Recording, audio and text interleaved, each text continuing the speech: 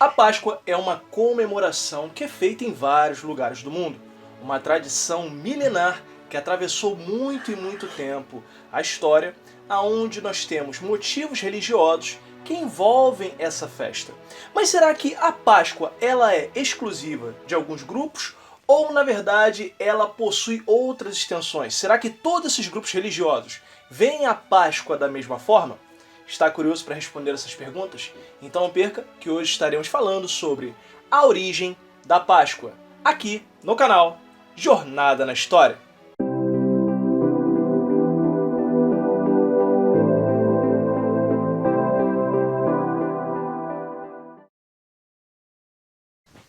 Pessoal, antes de mais nada, já gostaria de estar pedindo a você, vai deixando aquele like esperto aqui no vídeo.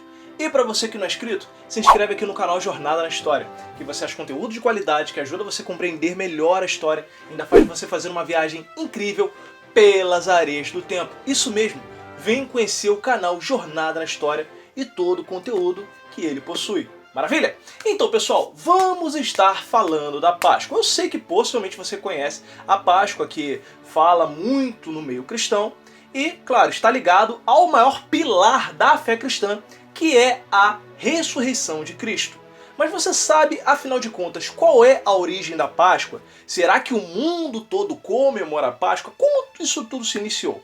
Bom, a Páscoa, na verdade, como eu já falei a vocês, é uma festa cristã, que é de origem milenar, que ela conta sempre do domingo, o domingo da ressurreição, o qual é dito no cristianismo, que se conta como o terceiro dia, o qual Cristo teria ressuscitado dos mortos, se tornando assim o maior pilar da fé cristã.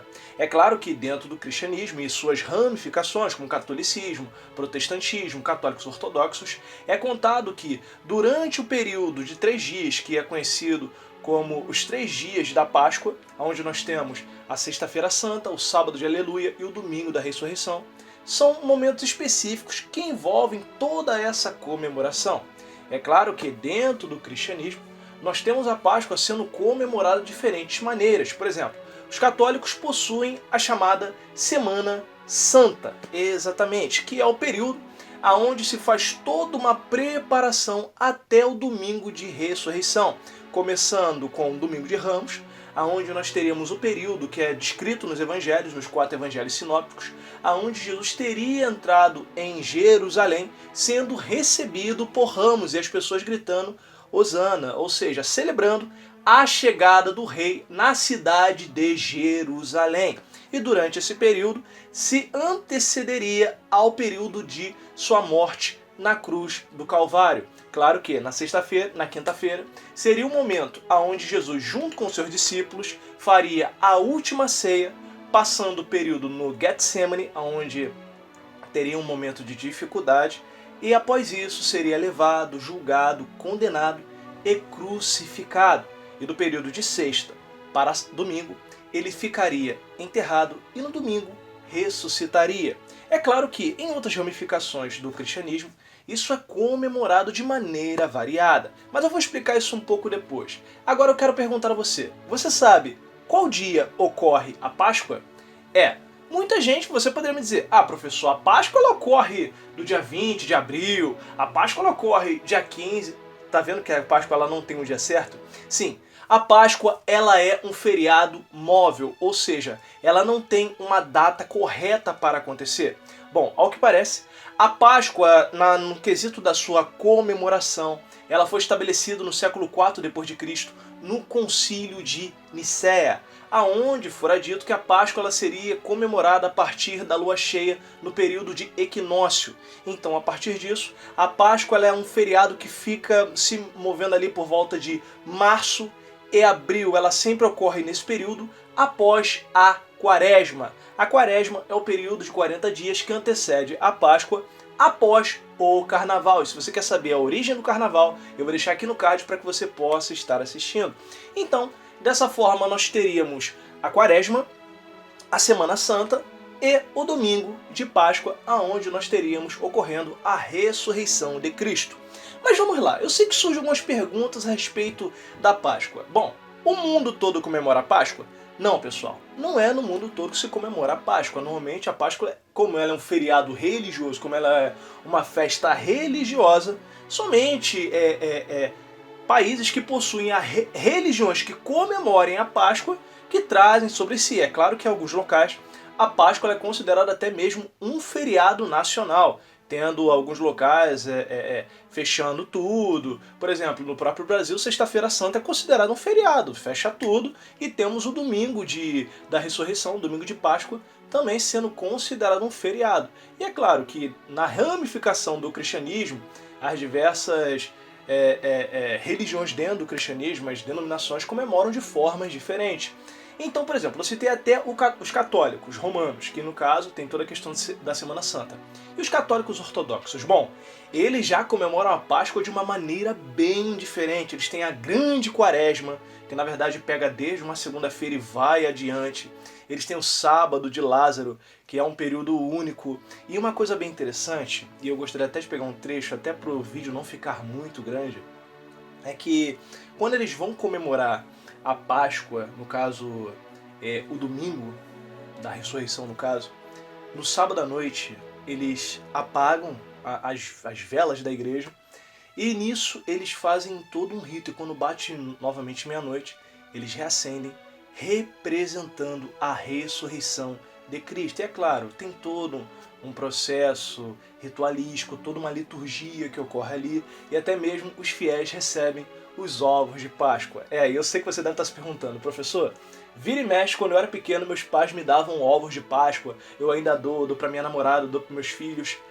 De onde surgiu essa questão do ovo? Bom, ovos sempre foram utilizados em culturas diferentes. Esse ato de pintar ovos, ou o ovo estar ligado à religião, o ovo estar ligado às questões até mesmo de criação do mundo em algumas religiões, sempre existiu. Mas afinal de contas, o que o ovo tem a ver com a Páscoa? Bom, o ovo é dito que ele era utilizado como um símbolo de ressurreição, porque por mais que o ovo não esteja vivo, ele possui vida dentro de si. Então, o ovo quebrado e vazio representaria também um simbolismo da tumba de Cristo vazia, com ninguém lá dentro. Ou seja, o ovo seria utilizado. É claro que com o tempo, essa questão do ovo de Páscoa foi se comercializando e tudo mais.